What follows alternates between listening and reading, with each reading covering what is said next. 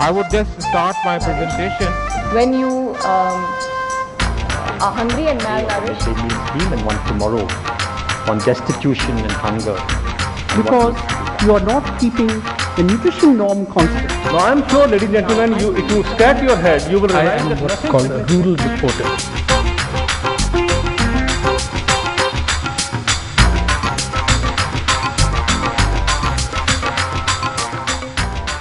This is the history of India's economic growth, which clearly shows that in the last 20 years or 25 years now, we have done very well as far as economic growth is concerned. The same thing can be seen in terms of a graph which shows that after 1978-79, our economy is doing very well, which is very good, and let's hope it crosses 6% and becomes 8%. Agriculture production has not increased after 96-97. Food availability is going down rapidly. Unemployment has increased. Poverty is getting concentrated in poorer states. There are also failures on sanitation, on power. The infant mortality rate is stagnating, is not going down fast enough. Immunization, which is one of the fundamental rights of children, has in fact fallen from 60% to 40% in the last 5 years. More than 50% women are anemic and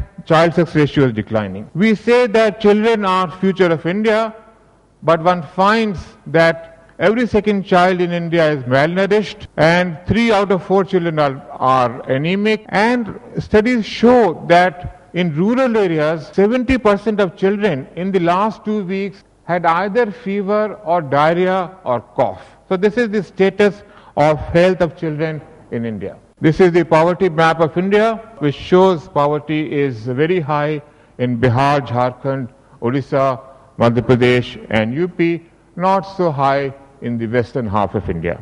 As I said, poverty is now getting concentrated in poorer states. If you look at the first 2 bars, one finds that of the 100 poor people in India, 30 lived in UP and Bihar in the 70s, and now 40 people out of 100 are in just these 2 states. And if you add Madhya Pradesh, Odisha and Assam, then you find 60 of the 100 people, poor people, are in just these 5 states. It has its impact on other indicators also. Infant mortality rate is very, very high in India. In central region, more than 100 per thousand, which means out of every 10 children born, 1 die, do not survive after a year. And this shows how we have to really look at this also. On paper, we may be doing very well as regards enrollment, but on a particular day, if you find out how many children are in the schools, one finds that in states like Bihar, Jharkhand, Odisha, less than 40% of the school-going children are attending a school. So therefore,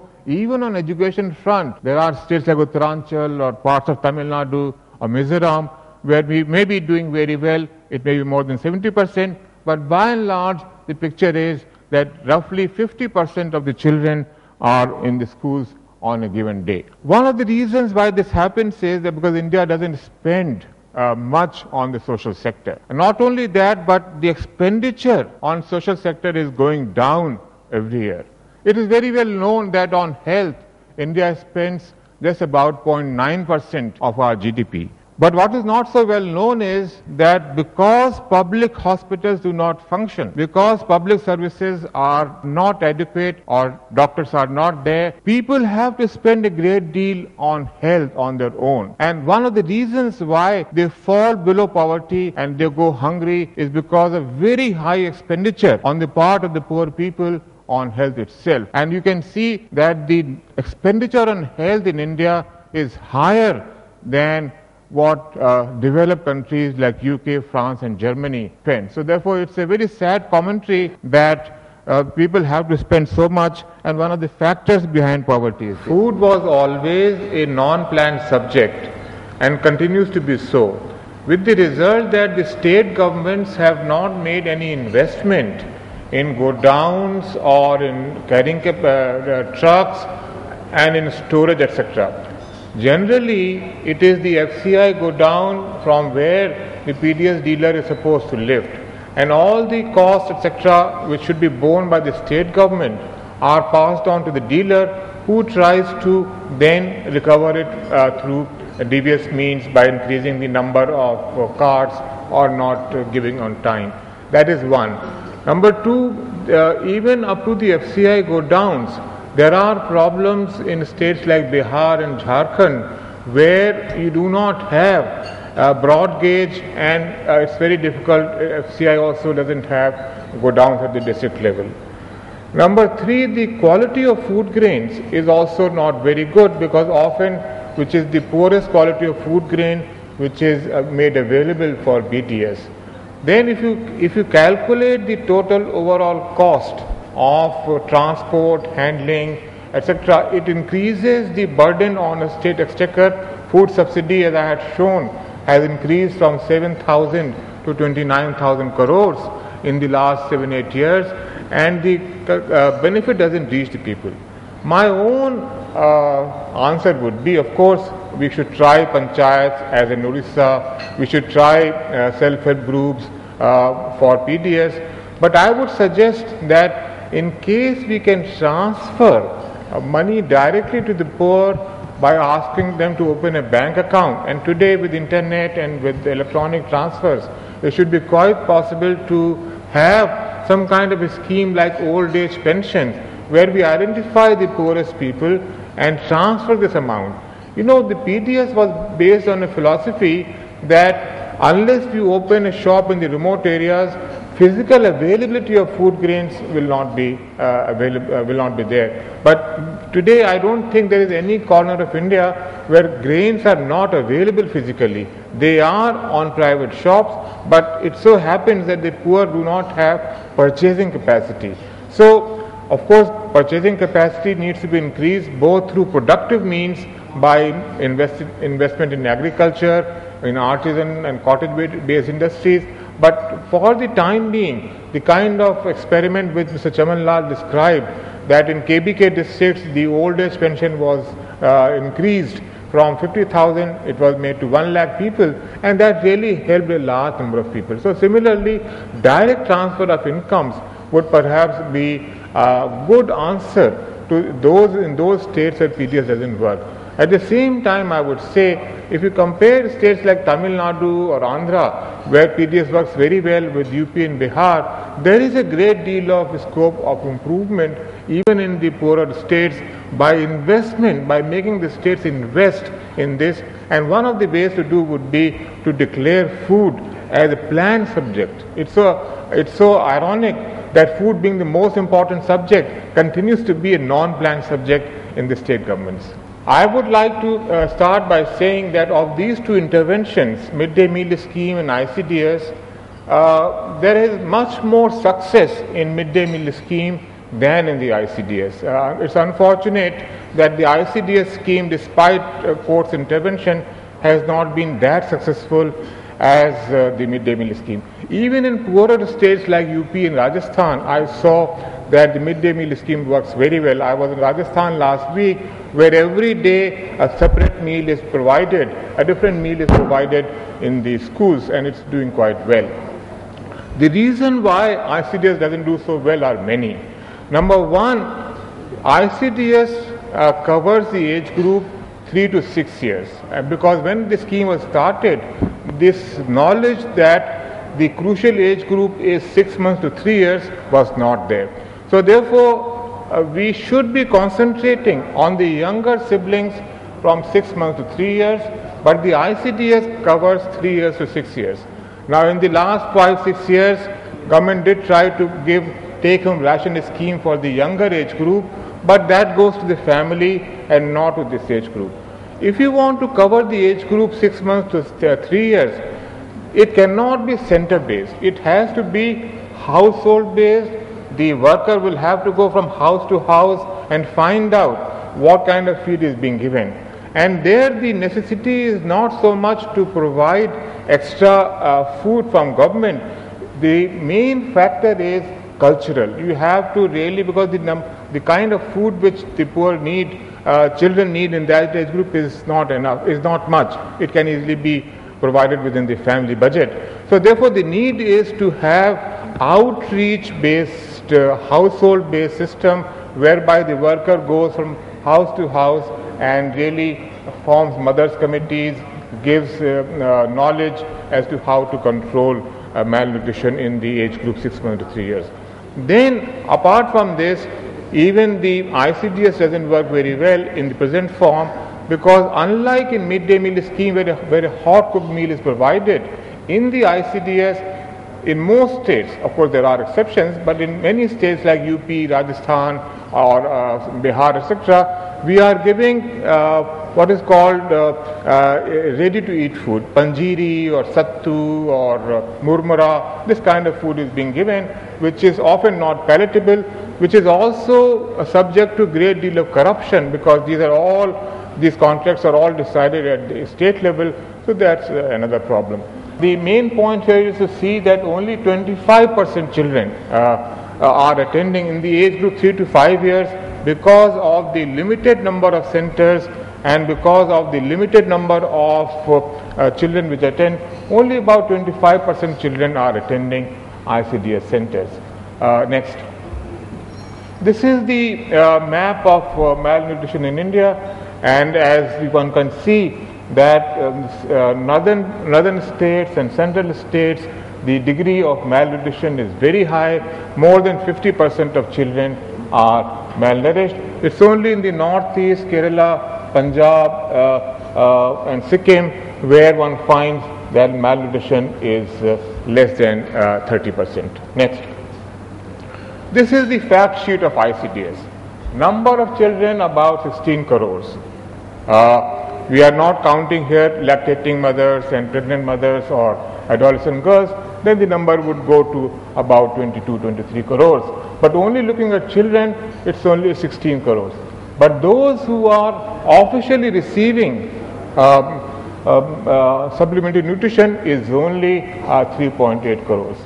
We have about 6 lakh centers against 14 lakh habitations. So we have 14 lakh habitations, but only 6 lakh centers are functioning. Total money that we spend is close to about 5,000 crores. So there's a great deal of money, and with effort it can be possible to see that this fund is best utilized. Next. These are the Supreme Court orders passed about 4 years back, that it should be in every settlement. And as I said, these orders have still not been complied with. 14 lakh habitations, about 6 lakh centers. Each child, each adolescent girl, each pregnant woman, etc., but it's not being done. Reality is, as I said, that only 6 lakh centers, then we have only 3.8 crore children, and the number who are actually being fed is much less. Adolescent girls are nowhere in the picture. Only recently, so in some blocks it has been started. The states complain because unlike the midday meal scheme where grains come from the government of India, till last year the cost of SNP was being met by the state government, but planning commission was helping them. And a very good example is of Jharkhand, where government surrendered funds, and this is a very sad story, that 35 crores was given to Jharkhand. They could use only 30 crores because of a tussle within the government, ministers wanted that the entire money should be given to contractors, so that elections were close to the close. So therefore there was a lot of interest in giving this money to contractors, and they couldn't decide, and that's how the money got surrendered. And this is not only in Jharkhand, in many other states you find that the procedures and the intentions are such that in the scheme which should be close to everyone's heart, it's helping children, one finds that these are seen as schemes whereby a lot of money can be made below the table. Next. This is in Bihar. As you can see, the number of children is about 1 crore 60 lakhs. Of course, out of which about 50% are malnourished. Children who have Anganwadi centers is only 70 lakhs. Children who are enrolled is only 15 lakhs.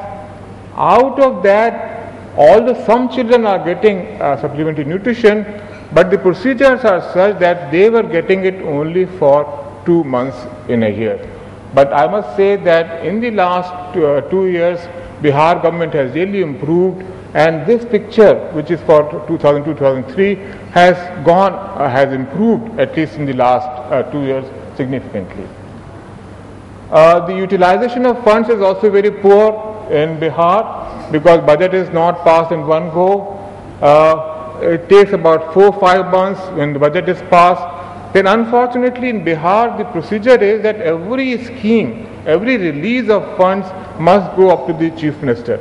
No other state has this kind of archaic principle, and if we can just ask the state government to delete this clause that all schemes must be passed by the cabinet even when they have been approved by the legislature, I think it would be great help to Bihar.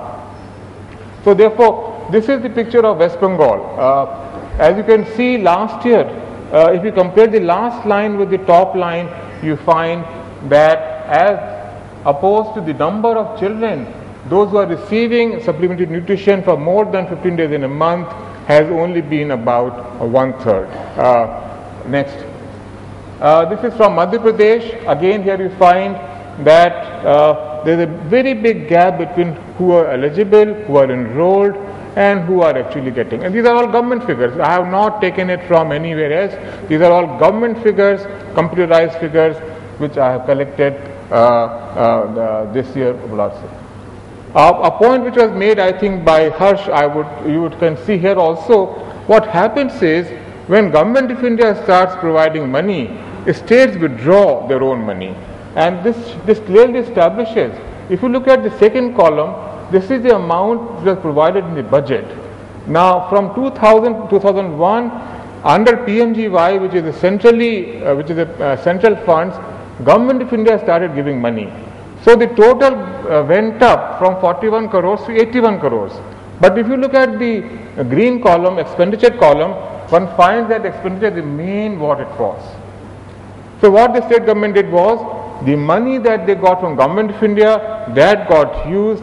Funds that were in the plan, they were diverted for some other purpose. So there's a great deal of cheating, in fact, goes on in the state governments by not utilizing. Although Government of India says that these are additional funds, please do not reduce your state outlays and you do match it, but because of bad monitoring, that doesn't happen, and actually expenditure doesn't go up, and the percentage of expenditure to outlay has in fact fallen from 90% to 49% in the last year. UP, of course, is a case which I think administrators there admitted that they cannot solve this problem. There is a great deal of corruption in UP because the entire ready-to-eat food is centralized, and in fact CARE had to withdraw from UP because of centralized corruption.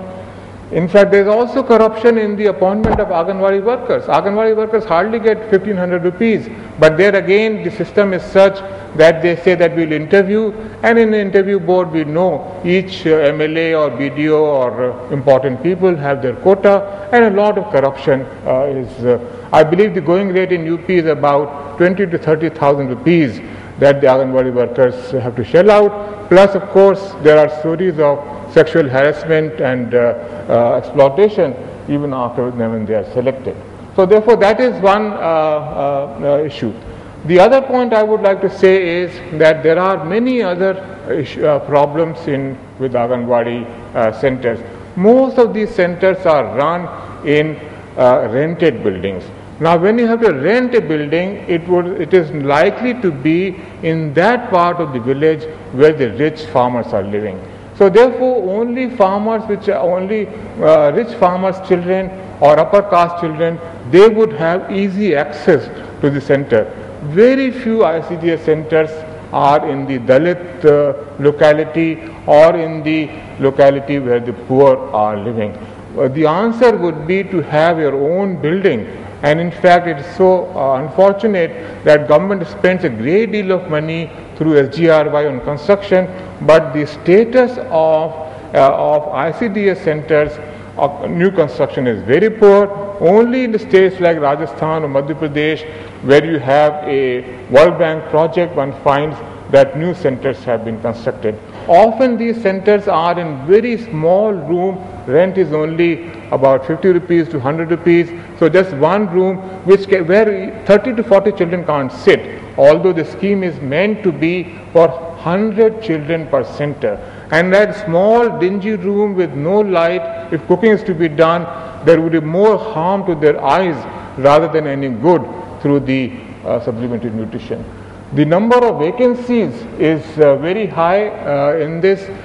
Supervisors vacancy in Bihar is to the tune of 80%. So therefore, the kind of supervision which should be done by the senior, by the supervisors or Mukh Sevikas is very, very lax.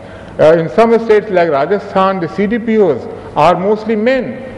They are also from various departments. I saw some CDPOs who were Ayurvedic doctors or were engineers, and they have no interest. So therefore, I think the CDPO post should be reserved either for direct recruitment of women or through promotion from the supervisors. So therefore, that's another issue with this. Then, although FCI and CARE and WFP, they provide food grains, but the degree of coordination is very, very poor. And as I said right in the beginning, that the attention to 6 months to 3 years is just not there. The attention is on 3 to 6 years, which is not correct, because if malnutrition has set in at the earlier stage, and there would be permanent damage to a child's learning capacity, and later on giving food may look very good, but it doesn't improve the capacity of that child. Next. Despite all these problems, there are success stories. There are states like Tamil Nadu, Kerala or Maharashtra where the scheme is doing very well. The scheme is very well established. Cooked food is being given and most children are enrolled. There is variety in the food which is being provided. Children are vaccinated and preschool education programs are also being done. There are water sources, toilets, and also there is another scheme for children below 3 years. So therefore, Tamil Nadu is a good example of how to run ICDS programs. Next. Maharashtra also is doing quite well because most Anganwadi centers are close to the primary school, and luckily UP government has also now accepted this principle. They are shifting Anganwadi centers to the school. The idea would be that even when the school is slightly far away, the older sibling, the older brother or sister may even bring the younger child. The older brother goes to the school, the younger child will be in the ICDS center. But at the same time, there is this dichotomy. In the school, the older child will get a hot cooked meal, whereas the younger child will get only panjiri or sattu, which is often not palatable. Now, let us see how Supreme Court orders are not, I wouldn't say flouted, but the procedures are such that those orders are not implemented. If you look at the number of centers, Supreme Court had decided in April 2004 that the number of centers should be increased. Now, I calculated that with the best of intention, it would only be in October 2007 that these orders would be implemented. So therefore, increasing the number of centers, government procedures are such, will take 3.5 years, and we can see how delay takes place. April 2004, and then it was also part of the common minimum program. So government also decided that yes, we will do this.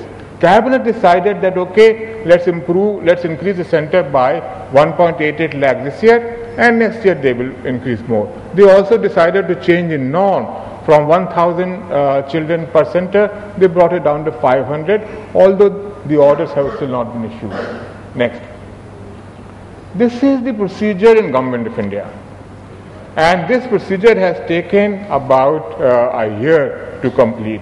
So despite the fact that there was Supreme Court order, despite the fact that it was given in the common minimum program and Cabinet has taken a policy decision, we still have not been able to issue a letter to state government that these are the number of centers, this is the budget allocation. Next. And this is the procedure which will be followed in the state government. even after Government of India has taken the approval of the Parliament, approval of the Cabinet and issued financial sanction, our constitution is such that it requires a second approval of the legislature. Nothing can be spent by the state government unless it is approved by their legislature. So therefore it is a duality, it's a duplication. First of all, Parliament approves a certain sanction, and then it is the state government legislature which also does it.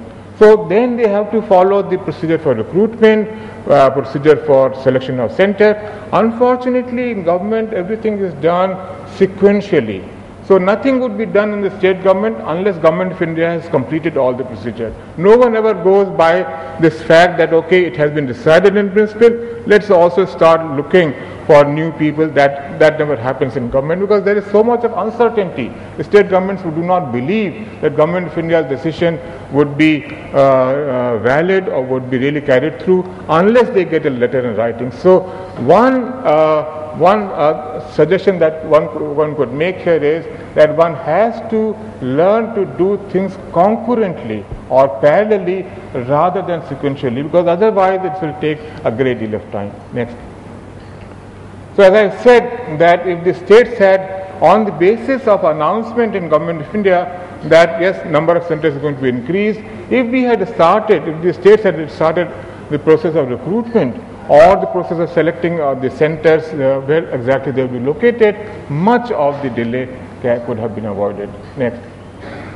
But some of this change would require change in the Constitution of India, because if all centrally sponsored schemes today, they require, as I said, approval of the Parliament as well as approval of the state legislatures. I think we need to rethink about this issue and say, if Parliament has decided something, then it should not be financial sanction, perhaps should not be required to be approved by the legislature again. The other important change is that if once the sanction has been issued, it should be valid for 2 years. Our constitution is such that if sanctions are issued in Bihar, say January 2005, it is valid only till March 2005. 31st March, the entire money lapses. So I am pleading for a change in our budgetary procedures in such a way that you may pass taxation budget for every year, but the expenditure budget should be valid for 2 years, so that whatever sanction is issued once, it remains valid for at least 1 more year. So therefore, this is, of course, we need to have a lot of transparency and online recruitment so that the process of selecting supervisors or Anganwadi workers is also totally corruption free. Next. Lastly, friends, although this is not connected to the ICDS, but Colin had asked me to also to speak on other schemes which are welfare schemes, because those are also being monitored by the Planning Commission. So I would just show this slide. You know, there is old age pension, there is family benefit scheme, there is maternity benefit scheme, Antyodaya. Antyodaya, of course, can be part of PDS, Annapurna. These are the 4 schemes where, despite court orders, governments have totally flouted their implementation. Old age pension scheme and in all these 3 schemes, old age pension, family benefit, maternity benefit, they are called the NSAP, National Social Assistance Program. The overall budgetary allocation should be at least 1400 crores. But if you look at the budget of Government of India, you will find it is going down from 1000 crores to 600 crores. It has come down from 1000 to 600 crores, despite the fact it should be 1400 crores if you want to cover everyone. The other point is, these schemes, the National Family Benefit Scheme and the National Old Age Pension Scheme, have been transferred to the states without taking Supreme Court's order. So these schemes are no longer being monitored by the Government of India, and the states also they have been transferred. So therefore, the states are also not implementing, or at least not monitoring the schemes quite well. If you go to a village or to a district, you will find that in the family benefit scheme, which is that when a breadwinner dies, family should get 10,000 rupees. There would be applications pending for the last 3 or 4 years, and there has been no money under that scheme.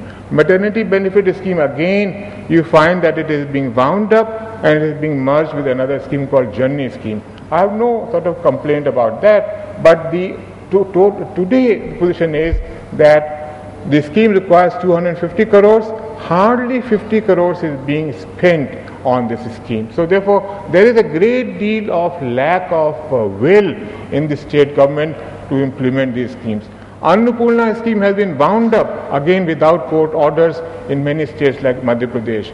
The pension which was fixed at 75 rupees per month in 96 has not been revised at all. After all, government salaries have gone up by 100% during this period. Why should we not think of increasing the old age pension from 75 to at least 200 rupees per month? So these are some of the problems which I have listed here, that these schemes are really languishing. No one seems to own up these schemes, neither in the state government nor the government of India.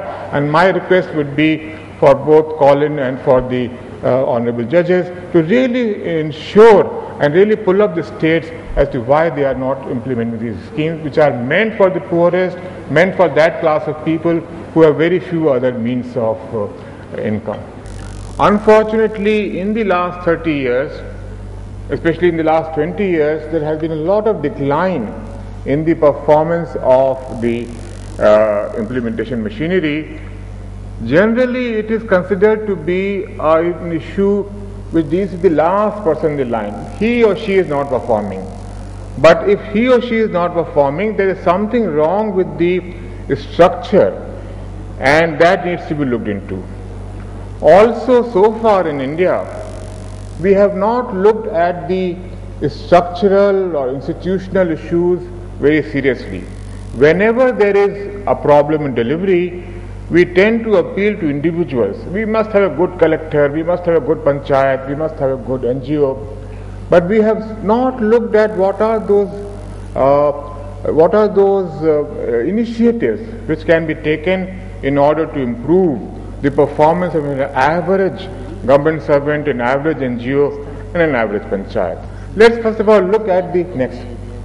Some of the general reasons why economic growth is not getting translated into better social sector, better social indicators.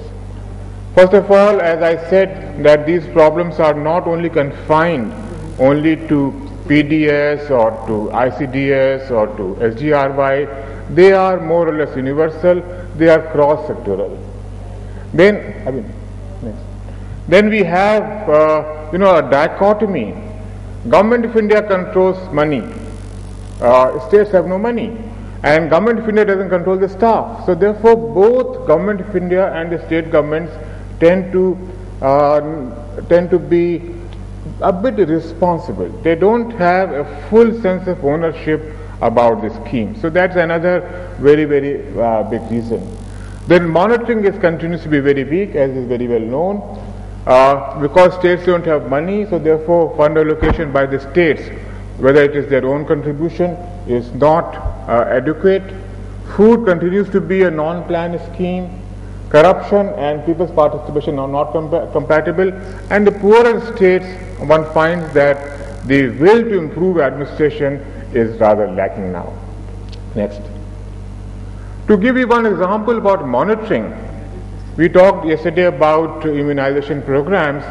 This is the picture. This is the immunization result or report which is given by UP government, which is totally incompatible with what is the picture which has been shown out of survey. So evaluation shows that immunization in UP is less than 16%, but UP government's report shows more than 100%. So there is a very, very big lacuna here, total lack of monitoring. Next.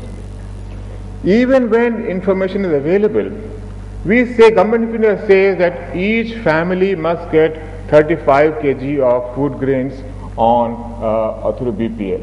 Now 35 kg of food grain, assuming a family of 5, will translate into 7 kg per unit, or annually it will come to 84 kg. Against that 84 kg, you can see that the poorer states like Chhattisgarh, Bihar, Jharkhand, Uttarachal, UP, Orissa, etc., they get much less than 30 kg per month, so 30 kg per annum. So this information is available in Government of India. This has been taken from central government's records, but it is not being used for taking corrective action. It is not being used to pull up the states and to analyze why these poorer states have not been able to improve the distribution of food grains. Next. A very large survey was done, and a very simple question was asked from the people: are you satisfied that food grains are available at the PDS shop? This was done by Public Affairs Committee, a very well-known voluntary organization based in Bangalore, and this was the result. Best was Tamil Nadu. 73% people said that yes, food grains are available at are regularly available at the PDS shops.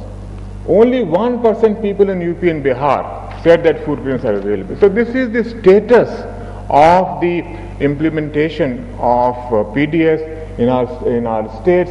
As you can see, many poorer states are less than 20 to 23%. Next. SGRY is a very large program. We are spending on something like 20,000 crores, and with employment guarantee scheme, this 20,000 crores may become 40 or 60,000 crores. How is the program being run? We went to Barwani in Madhya Pradesh, and we found that the program is being run with machines, and these harvesters and poke lanes and large machines are generally owned by the MLAs or the block promoters or the BDOs or the engineers. So therefore, as we said in Hindi, the rakshak hi bhakshak ban gaye hain. And those who are supposed to protect, they are the ones who are in a way exploiting people. So entire lot of work is being done by machines, and employment is being shown only on paper. Next. This again shows that whatever movement of earth can be done through people is being done through tractors, and very little employment is actually being given. So therefore, although employment guarantee scheme is a very good program, it should really help the poor, but there is a very big danger that the way it is being run today, it might only increase more corruption and the benefit may not reach the people. Next. There was a study done of a poor state to find out how much money in SGRY is really being spent. Just get that word file. And this shows, as you will see in this slide, that on Kacha works 47% and on construction work 53% of the money is being actually used. And how it is being shared by various agencies, starting with the panchayat presidents and engineers and accountants. Everyone's share has been calculated in these two slides as to how that money is shared. So half of the money is being looted by government functionaries and also panchayats. Let's not think that panchayats are very sort of honest people. They are all from the same category as other politicians. So therefore that's how money has been looted by various functionaries. Next. Of course, there are many other outcomes of bad governance, high staff absenteeism, which we discussed yesterday, bogus reporting, poorer states are becoming poorer. States have lost faith in good governance. After the recent elections, whichever chief minister was trying to improve governance, whether Madhya Pradesh, Rajasthan, Andhra Pradesh, Karnataka, they all lost. So the general impression in UP and Bihar and Jharkhand and other states is that good governance and good politics are not compatible. If you want to lose elections, try to improve administration, otherwise continue as you are. And as I said that an Indian state is becoming an open treasury. If I am not looting, others loot it. So why not I also join in the fray and loot it? So this is the general impression. Next. Now how to correct it? Malady is known, we know that there are problems. I think we require reforms at various levels. We require, and these are all complementary reforms. For instance, police reforms are not complete unless we have judicial reforms. unless the criminal cases can be disposed of in a reasonable period of time, no police work can really be efficient. So judicial reforms are also necessary, but this is not what we are discussing today. But let me concentrate on the third category, which is administrative reforms. What are the reforms needed in the three sets of machinery that we have, the bureaucracy, the panchayat and the NGOs. Next. Now, it is not because the general impression is that civil service are too many civil servants, too many babus. So one doesn't generally it is not very well known that the number of total government servants in India is one of the lowest in the world. It's less than 2%, even if you count all the people in public sector units, as opposed to 4% in Western Europe and 6% in Eastern Europe. So therefore, the number is not very large. But there is a skills imbalance. 93% of our workforce consists of Group C and Group D people. It is 1 and 6 and 93, which means each class 1 servant requires 93 babus and chaprasis, 93 babus and peons to do his work. So therefore you can see there is a very big skills imbalance. There are more people in the staff positions, very few people in the line positions to take decisions. So we need to change the structure, have more people in the line positions and less in the staff positions. Next. Again, it's not very well known that the salary which is paid in India is the highest in the world if you compare it as a multiple of per capita GDP. Because the paying power has to be judged by per capita GDP, and as opposed to the world average of about 3, in Indian civil servant, if you take the average of all the 4 categories A, B, C, D, it is 7.2 times the per capita GDP. Africa, Middle East, North Africa, Latin America, OECD, and Central Asia, etc. As you can see that Indian civil service salaries are very, very high, and it's very difficult to explain as to with high salary, open press, good democracy, why do we have corruption? And this question I am asked in the international fora, and I have no answer to give why, as compared to other countries where salaries are very low, we have such a high corruption. Next. Again, it's very well known that corruption has not come down after the 5th Pay Commission report. Next. It is not because of need, it is a greed which leads to corruption, and it is a high reward and low risk activity. People are corrupt because they think it's rational to be corrupt. Next. Now, what are the various suggestions which I want to give? Right to information law has been passed by many states. In some states like Rajasthan, the implementation has been backed by civil society action, so it is very good. In other states, implementation is still very poor because administration is not proactive. We need to have proactive putting information on the website at various levels. We are government servants, and why should public servants not put their property returns or the tax returns on the website? Okay, don't put income tax returns of private people, but public servants must declare their property not only to government but put it on the website, so that if I have 3 houses and I have declared only 1, then someone would know that Mr. Saxena comes and collects rent every month, so he can then check up and complain to government that he has not declared this house in his website. So therefore, I think that will again improve. And we have a very good example of Bangalore where through the action of Public Affairs Committee of finding out the level of satisfaction of public from the services, public services really improved in the late 90s and early part of this year. Next. There could be many other measures to improve transparency. Why should we have an Offshore Secrets Act? And in fact, if you read the Government Servants Conduct Rule, it says, whatever information comes to me, I will not divulge it to anyone. In fact, this is the oath we all take. What we should do is replace that oath of secrecy by an oath of transparency. Whatever information comes to me, I will immediately declare it to everyone, except when it is not in the interest of national defense or law and order or security. One can have some such clause, but we must take an oath of transparency rather than oath of secrecy.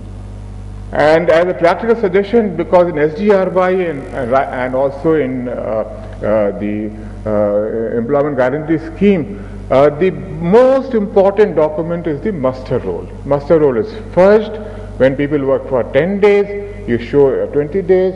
When 10 people work, you show 30 people. We should start by putting muster rolls on the internet so that civil society members can check it. Even a Supreme Court commissioner, I found it very difficult to go to the rural areas and to get copies of muster roll, because muster roll is the key of all corrupt practices in such works. And if you can control muster roll, if you could just pass a law or even an order that muster rolls must be put on the website, you will find immediately either engineers will go on a strike or they will stop corruption, or really very good things will happen. Similarly, about tenders also, we could think of how to improve tenders through online. And as I said, we require proactive administration. It's not enough to have a law. We really need to implement that law rigorously. Next.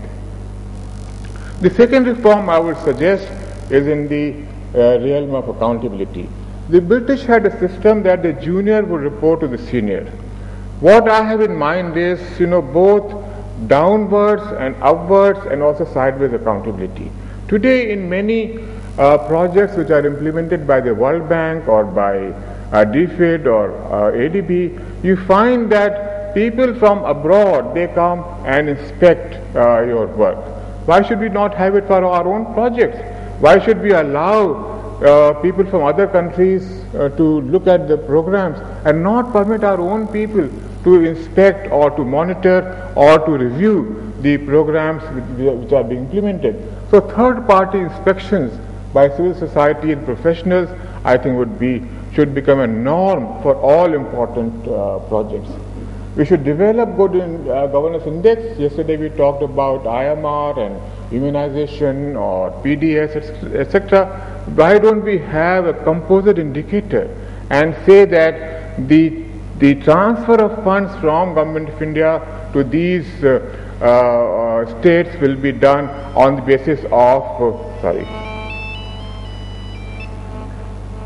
transfer of funds will take place on the basis of such an indicator, because states like UP, Bihar and Jharkhand and northeastern states, even Punjab, they would not listen unless you really link it. No amount of persuasion or cajoling would be useful unless you link transfer of funds, which is 2,00,000 crores every year, with this thing. And to begin with, one can start with a small fund and say that those who improve governance, they would get more money from that. Next. The role of monitoring is very, very important, because as I said, Government of India gives out of money, it doesn't do monitoring, and we need to improve both the capacity of government organizations as well as outside organizations to do monitoring. CAG puts its report on the website, but CAG reports are not part of the annual report of the ministry. Ministry of Rural Development would say in its report, oh, we have done so much work, so much employment has been provided. But if you also make it compulsory that their annual report will have as an enclosure the CAG's comments on the working of the ministry, then perhaps they would have to take some action on the comments or criticism made by the CAG. We have 300 centrally sponsored schemes.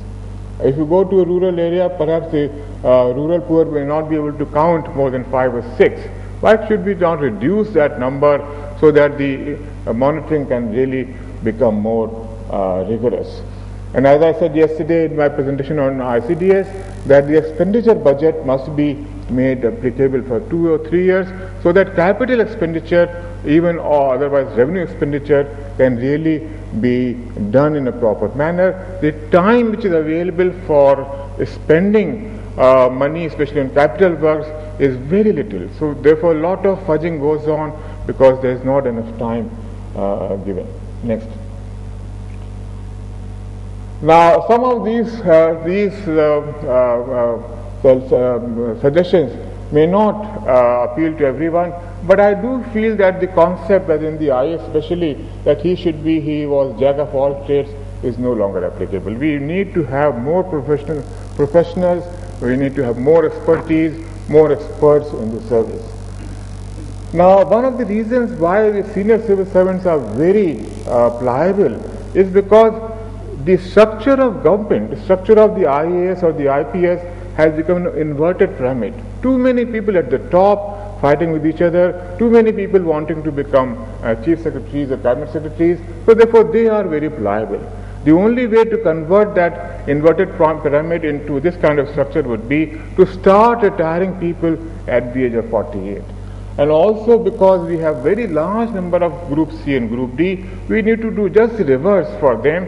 We should say that no one can join government servant at that level as a Babu or as a PN unless he is 35 years old. And we have, this may appear as very bizarre, but some states are already doing it. For teachers, we say that you start as para-teacher at 2000, only when you put in 7-8 years of service, then you can become regularized. So therefore, this is not something as hypothetical or as unpractical as it may seem. And I think there should be no re-employment after retirement. Judges could be an exception, but generally I think one should not give housing, telephones and cars to retired people. There should be mobility between NGOs and government. Next. In the backward states, transport industry is a very flourishing industry, and this can easily be checked if we first of all publicize short tenures. In UP, as everyone knows, that the tenure of officers is about 6 months, sometimes 3 months.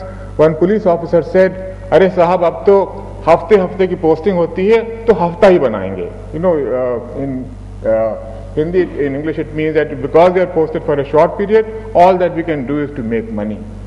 We can easily check this by simply adding one small clause in the IAS or IPS service rules that for designated cadre posts, the average stay should be 2 years. Which means that in UP, if there are 60 districts, the average stay must be 2 years. If I am useless, Chief Minister has every right to transfer me within 2 months or 3 months, but someone else must stay for 4 years in order to maintain this average of 2 years. Mind you, this is not sufficient in itself. This is necessary, but I think you need to do much more, because there are states like Bihar where tenure is not so short, but still you have a great deal of pliable officers. And I think we need to have civil service boards, contractual postings for senior level, so that they know that just as for cabinet secretary we have decided it should be for at least 2 years. So similarly for chief secretaries and DGPs also we should have contractual postings. Next. Unfortunately, even the central government has no authority to moralize on this issue, because even there the average tenure is very, very short. This is how I look at the relations between civil servants and politicians. It's like an Indian traditional family, where the politicians are playing the role of a husband and the IAS officers are in the role of a wife. But that wife is illiterate because she has no market value. She can't chuck the service and go out. And she's also ugly because no one likes her. Her performance, her bringing up children is so poor. So therefore this model needs to be changed. And the only way to change the model would be to change the terms of interaction between politicians and civil servants, so that each has a well-defined role and no one can hide behind the other. Next. This again is a very controversial subject. Corruption cannot be eliminated. Certainly it can be reduced by deregulation. As I said yesterday, that a large number of informal sector is still under control. People cannot set up a brick kiln unit or a sheller plant or a hulling plant. All these industries are still controlled. We have controls on movement of food grains. We need to have greater use of information technology, and I think the Corrupt Public Servants Act should be passed. Some of these measures, I think, need to be taken to reduce corruption. Next. About NGOs, you know, this used to be very fashionable in the 80s, that give everything to NGOs. Now, I have myself worked with NGOs, and I know that about 80% of them are as bad as any government servant. They are totally manipulative, interested only in money. Some of them are very good.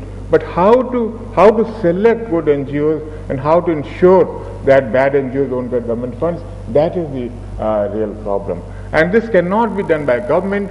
So what I have in mind is that if government can give bulk grants to some large and credible organizations like the National Foundation of India, like the Development Alternatives, and let them then select grassroots organizations so that the patronage angle can be reduced. And just as we grade states, we should also grade the NGOs so that only those who really are doing good work, they need to get more money. And I said yesterday that government of India decided to cut down on bilateral aid 2 years back. I think that was not a good decision because a lot of that money was going to good NGOs. And government organizations like APART need to be wound up. Lastly, friends, next 2 or 3 slides on Panchayati Raj institutions. Now again, they have a lot of potential, but that potential is not being realized for a large number of reasons. Gram Sabha meetings are hardly called. It's very interesting that in India, at the time of elections, 90% of the people at the village elections vote. So the turnout of voters is very high. But the same 90% of the people do not attend Gram Sabha meetings because they feel that it is pointless. Decisions are taken by the Sarpanch, by the Pradhan, on some other considerations they do not know. So therefore they are not participative. Our panchayats are neither inclusive nor participative. There is also harassment by block level officers, and Zilla Parshad and the Panchayat Samiti members, at least they behave more or less as contractors. Some village level panchayats may have done very good work, but generally it is also seen as a way of making money. After all, if it is not good theory to assume that MLAs are corrupt, MPs are corrupt, but the panchayats who are also politicians, they are very honest and they would do the work. So therefore it is neither empirically valid nor it is good theory. Next. They are all busy in construction work. They don't like programs like education or health or programs where there is no contractor. They like programs where wages are to be given. So you are giving wages, someone is receiving wages. This promotes vertical relationship. It does not promote horizontal mobilization. Next. My suggestion would be that first of all, power of taxation, especially of land revenue and water tax, must be given to the panchayats. Take Tamil Nadu. In Tamil Nadu, the government collects land revenue and then 85% is given to the panchayats. I am suggesting the other way. Let the panchayats collect taxes and pass on 15% to government. The advantage would be that if I as Sarpanch, if I have to go to 100 houses to collect 5 rupees, 10 rupees, 15 rupees from everyone, then they would ask me, what will you do with this money? Or what did you do with this money when I paid you last time? Today, 99.8% of total funds at the village level, they come from above. So therefore, we are building vertical relationships between the panchayat and the BDO and the MLA. We are not strengthening horizontal relationship. So one of the most fundamental change which will make panchayats responsible would be by giving them the unpleasant and the unpopular work of collecting taxes and linking it with devolution. We should say only when you collect this tax you would get more money under SGRY or other schemes. Next.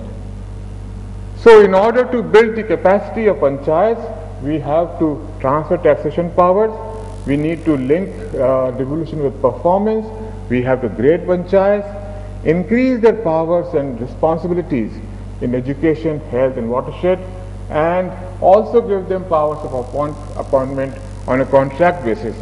If the teacher is not coming, they should have the power to appoint teachers.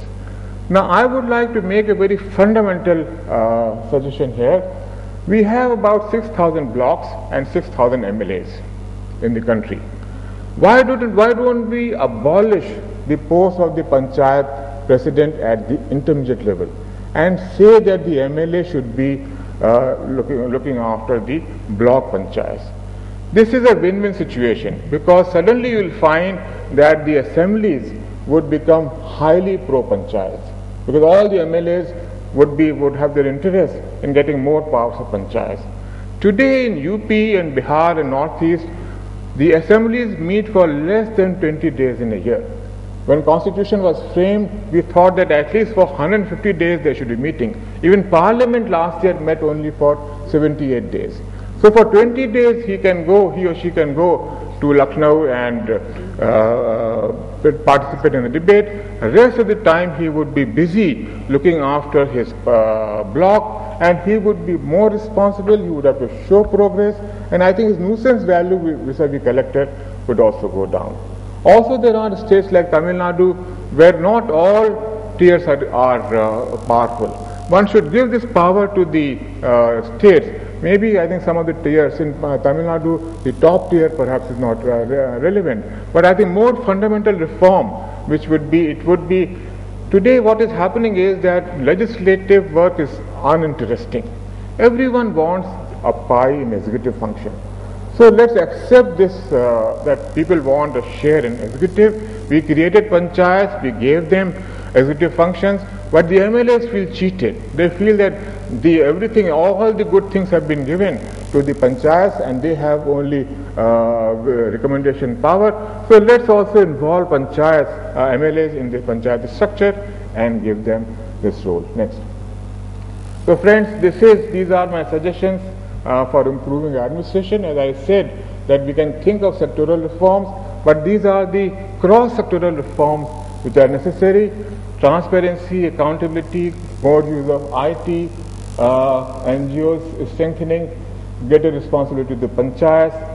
And when I made this suggestion to government some time back then I requested them, please do not appoint a commission, just act, because some of this can be done very easily. But within a week, a commission was appointed to look into these suggestions. Thank you.